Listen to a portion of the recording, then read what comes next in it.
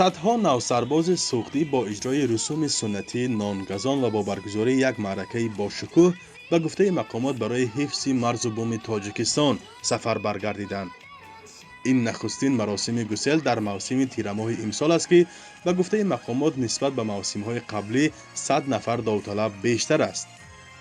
عضلات جوانان با صف قواهای مسلح جمهوری تاجیکستان حضور نمودن قدرت مدافعانه کشور حمایت مرز و بوم وطن.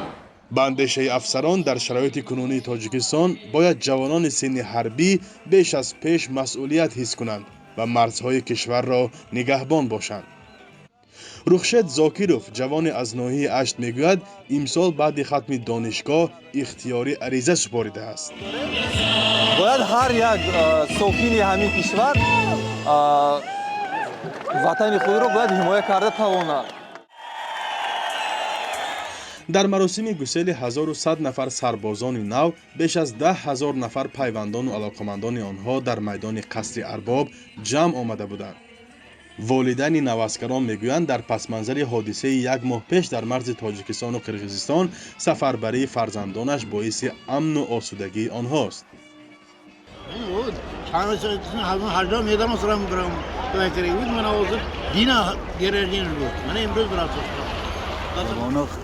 ما یک پاسپورت نکنیم ما چه خیلی زندگی میکنیم برای همین این جا همین کار نفسه کار ثواب هم میشه ما تین آسوده میشیم برای همین ها برای همین ما خرسندیم ما رفته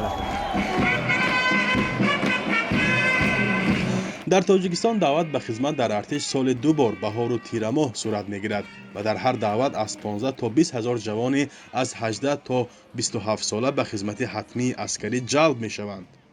بنا به اطلاع رسمی تعداد افراد سن دعوتی در کشور بیش از 600,000 نفر حساب شده است که 150,000 نفر این شمار از خدمت ارتش آزاد هستند. کارشناسان و منابع رادیو آزادی میگویند بنابر مرکب شدن وضع مرز با قرقیزستان و افغانستان تعداد عسکران اختیاری هم می افزاید. فرزان محمدی، رادیو آزادی، ناحیه باباجان غفورов.